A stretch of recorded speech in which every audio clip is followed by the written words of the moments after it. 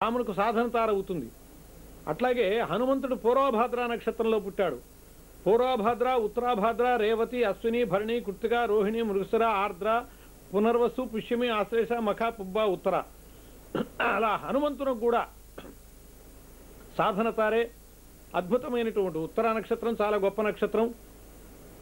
ఆ ఉత్తరా నక్షత్రంలో యుద్ధరంగానికి అంటే యుద్ధంలో విజయం సాధించేటటువంటి తారాబలం ఉన్నటువంటి రోజున వెళ్ళటానికి నిశ్చయించుకున్నారు. అందులో కూడా అభిజిత్ లగ్నంలో బయలుదేరటానికి సిద్ధమయ్యారు. అభిజిత్ సర్వదోషగ్నం అన్నారు. అభిజిత్ లగ్నం సకల దోషాలని పోగొడుతుంది. అలా ఉత్తరా నక్షత్రం అభిజిత్ లగ్నంలో రామాదులందరూ బయలుదేరి వచ్చారు. అందరూ కూడా శరవేగంగా వచ్చి దక్షిణ తీరాన్ని చేరారు. ఈ వచ్చేటప్పుడు రాముడు హనుమంతుని భుజాల మీద, అంగదుడు లక్ష్మణుని భుజాల మీద ఎక్కి వచ్చారన్నట్లుగా కూడా కొన్ని ఆనంద రామాయణాదుల్లో చెప్పబడ్డది. మొత్తానికి వాళ్ళు ఇక్కడికి వచ్చారు.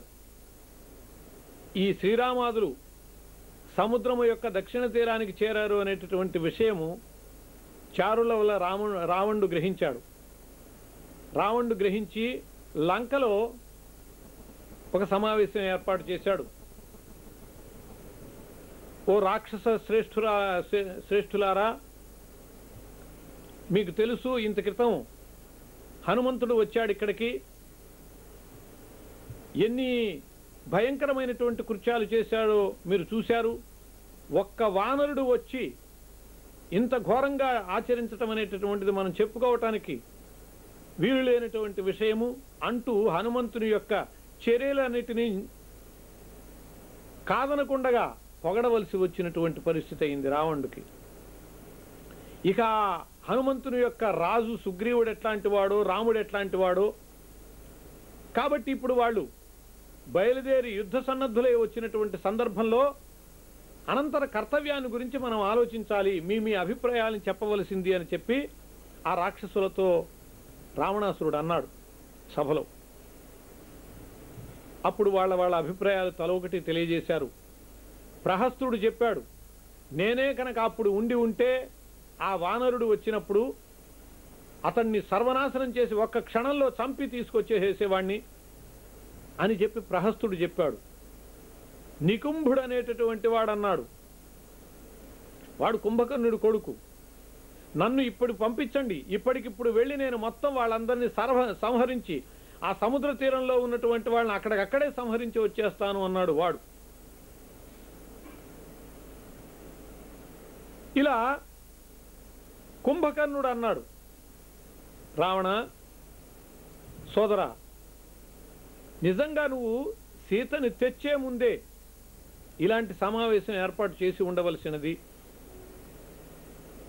అలా సీతను తీసుకొచ్చి ప్రమాదాన్ని నువ్వు తెచ్చుకోవద్దు అని చెప్పి అప్పుడే సలహా చెప్పగలిగేవాళ్ళం. కానీ అన్నీ అయిపోయాక ఇప్పుడు నువ్వు సమావేశపరిచి మా సలహాలు అడుగుతున్నావు. అయినా నీకు నేను సోదరుణ్ణి, నేను బ్రతికుండగా నీకు అపకారం జరగదు. తెచ్చిన వాడివి తెచ్చావు, ఏదో జరిగింది జరిగిపోయింది. ఇక ఎట్టి పరిస్థితుల్లో వాళ్ళు నిన్ను ఏమీ చేయలేకుండగా వాళ్ళందరినీ నేను చంపి సీతను నీకు దక్కిస్తాను అని చెప్పి అభయం ఇచ్చాడు కుంభకర్ణుడు. విభీషణుడు మాత్రం సీతను రామచంద్రునకు శీఘ్రమయ్యిమ్ము అన్నా, సీతని రామచంద్రునికి ఇచ్చేసి న్యాయము తప్పకుమన్నా విరోధమేటి కన్నా, యుద్ధం ఎందుకు, విరోధం ఎందుకు, న్యాయం తప్పకు అని చెప్పి విభీషణుడు చాలా నీతులు చెప్పాడు. శ్రీరాముడు అంటే ఎవరో కాదు, సాక్షాత్తు ఆ శ్రీ మహావిష్ణువే అని చెప్పి నువ్వు గ్రహించవలసినది.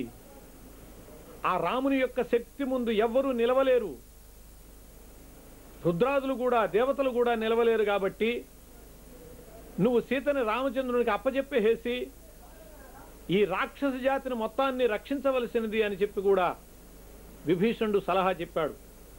ఇలా విభీషణుడు చెబుతుంటే ఇంద్రజిత్తుకి చాలా కోపం వచ్చింది. ఛీ, నువ్వు శత్రుపక్షంగా మాట్లాడుతున్నావు, అని చెప్పి ఇంద్రుని విభీషణుడిని అధిక్షేపించాడు ఇంద్రజిత్తు. అప్పుడు విభీషణుడు ఇంద్రజిత్తుని కేకలేశాడు. అన్న కుమారుడు చిన్నవాడు కాబట్టి విభీషణుడు కేకలేశాడు ఇంద్రజిత్తుని, నీకు మంచి చెడు తెలియకుండా మాట్లాడుతున్నావు అని చెప్పి. వెంటనే రావణాసురుడు కోపం వచ్చింది.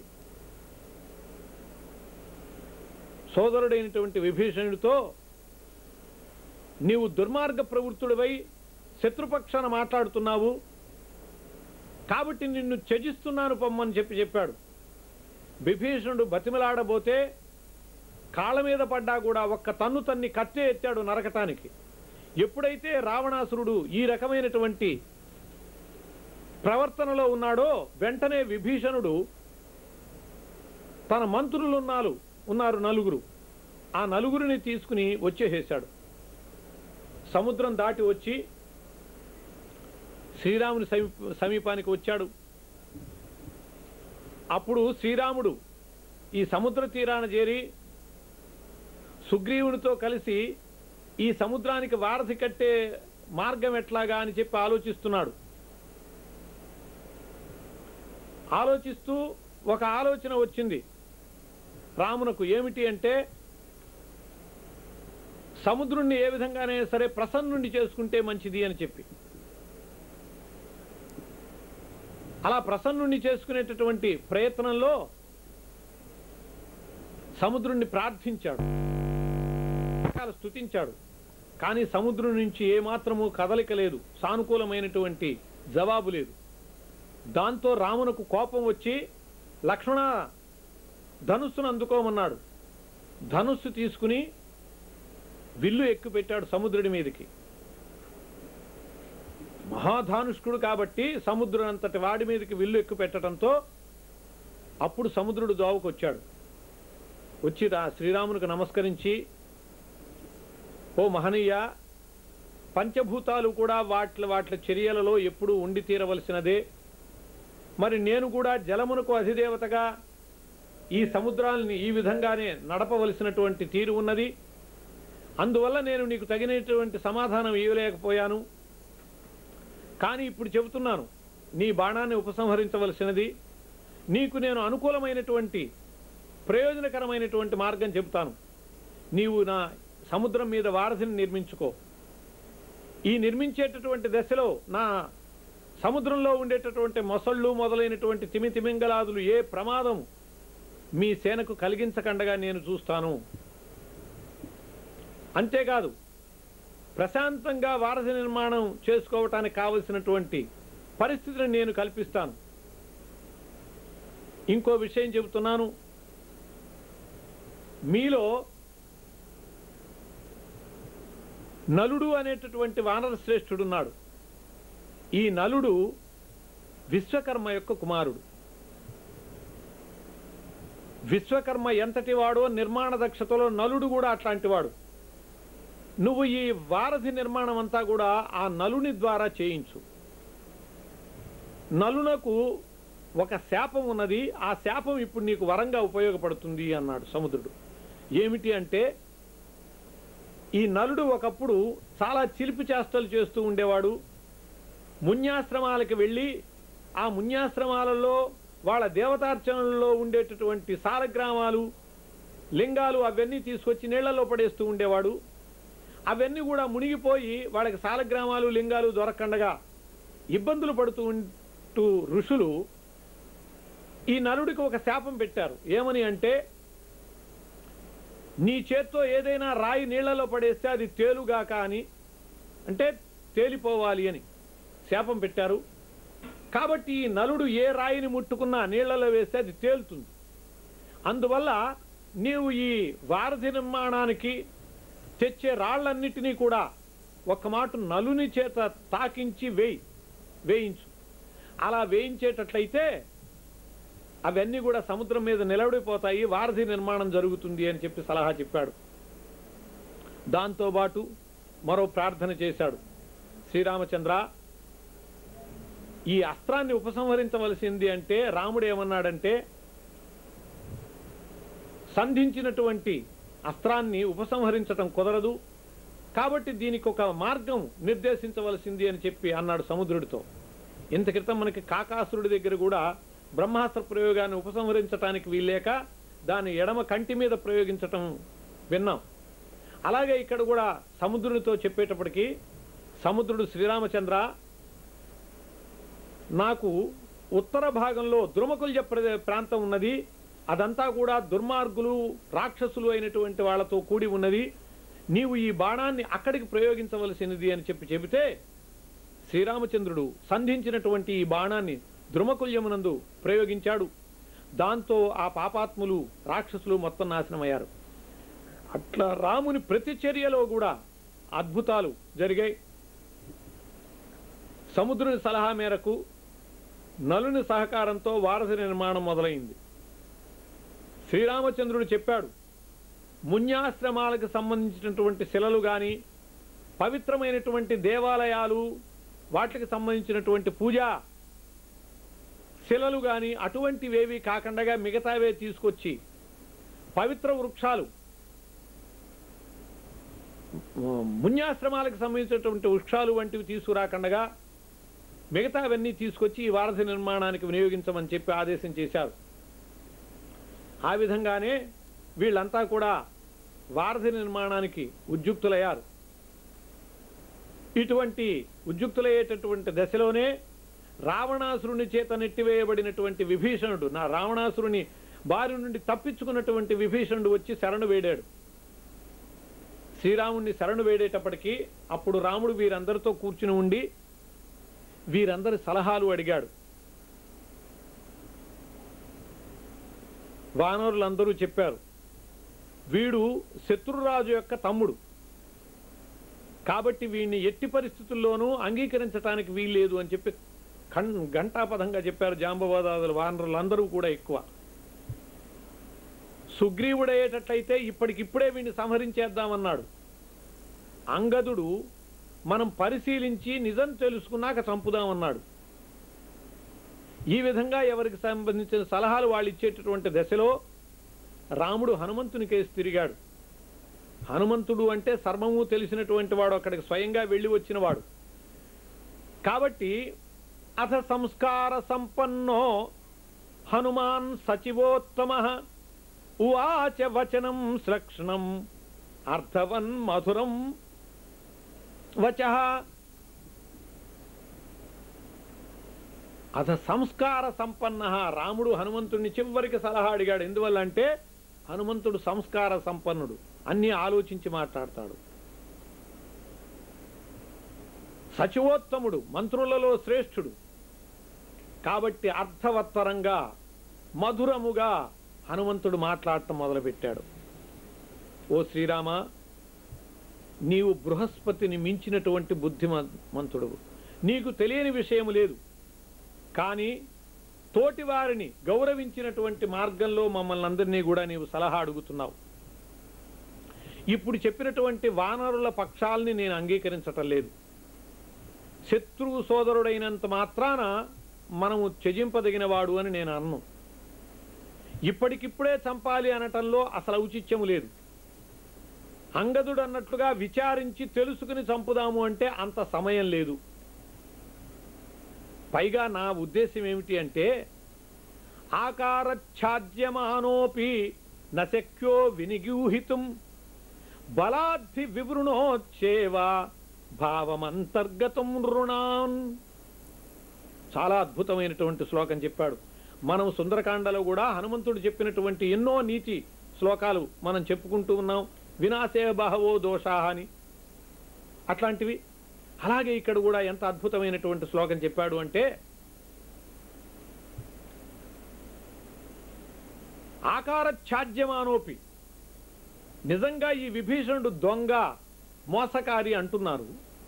నిజంగా మోసకారి కనుక అయ్యేటట్లయితే ఎంతగా పైకి నటన చేస్తూ వచ్చినా అంతర్గతమైనటువంటి భావం ప్రకటమవుతూనే ఉంటుంది. ఈ విభీషణుని చూస్తుంటే అలాంటి దుర్మార్గ భావం ఏది కూడా అతనిలో ప్రకటన కావటం లేదు. అందువల్ల ఈ విభీషణుణ్ణి క్షమించటం మేలే అని చెప్పి నేను అనుకుంటున్నాను అన్నాడు. అంతేకాదు, ఈ విభీషణుడు నేను లంకలో ఉండేటటువంటి దశలో నన్ను రావణుడు సంహరించమన్నప్పుడు దూతని సంహరించకూడదు అని చెప్పి నాకు ప్రమాదం తప్పించినటువంటి వాడు కూడా ఈ విభీషణుడు. సోదరుని వ్యతిరేకించాడు ఆ క్షణంలో కూడా. అందువల్ల మనం సుగ్రీవుణ్ణి మాట వినో, అంగదుడి మాట వినో, విభీషణుని సంహరించటంలో ఔచిత్యం లేదు అని చెప్పి హనుమంతుడు అన్నాడు. రాముడు అన్నీ విని,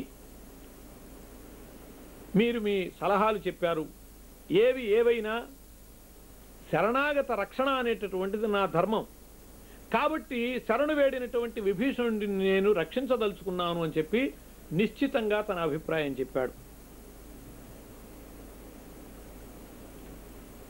అప్పుడు శ్రీరాముడు హనుమదాదులకు ఆదేశించాడు, ఈ క్షణంలోనే విభీషణుకు నేను పట్టాభిషేకం చేస్తాను, ఉదకాలు తీసుకురావాల్సింది అన్నాడు. పవిత్రోదకాలు తీసుకొచ్చారు వానరులంతా కూడా. అక్కడికక్కడే విభీషణుడికి లంకారాజ్య పట్టాభిషేకం చేశాడు శ్రీరామచంద్ర ప్రభు. వెంటనే లక్ష్మణుడు అన్నాడు, అన్నా నీవు ఈ విధంగా విభీషణుడికి లంకా రాజ్య పట్టాభిషేకం చేశావు, మరి ఈ దశలో రావణుడే బుద్ధి తెచ్చుకుని సీతమ్మ వారిని, వదిన గారిని తీసుకొచ్చి మీ పాదాల దగ్గర ఉంచి శరణు వేడితే ఏమిటి గత్యంతరము అని చెప్పి అడిగాడు లక్ష్మణుడు. ఆ ధర్మాత్ముడు ఏం చెప్పాడో వినండి.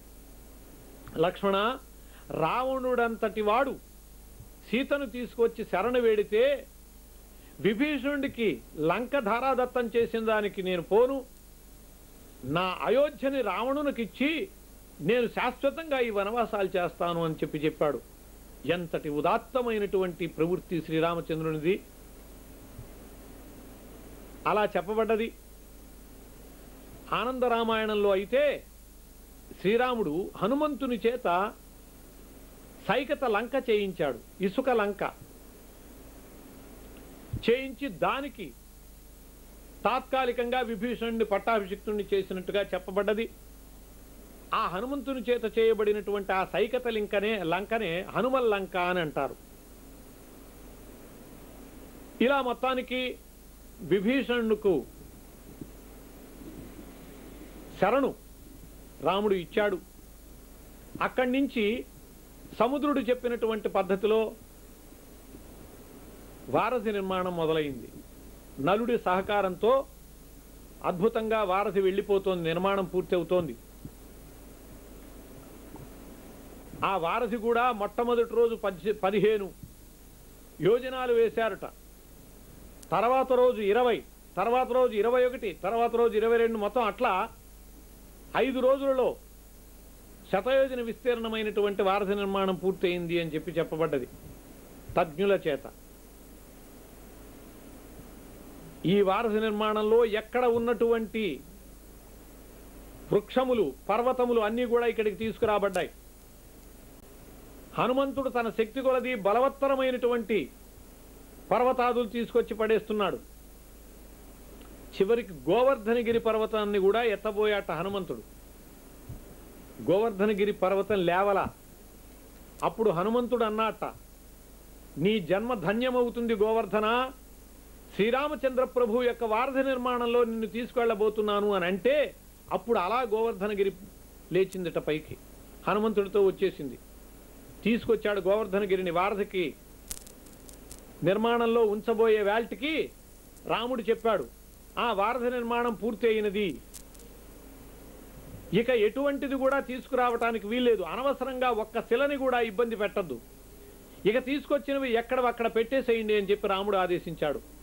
దాంతో హనుమంతుడు మళ్ళీ గోవర్ధనగిరి తీసుకెళ్లి దాని చోట్ల పెట్టబోతే ఆ గోవర్ధనుడు చాలా బాధపడ్డాట, విలపించాట. అయ్యో రామకార్యంలో నా జన్మ ధన్యం చేసుకోలేకపోయానే అని చెప్పి విలపిస్తే, అప్పుడు శ్రీరాముడు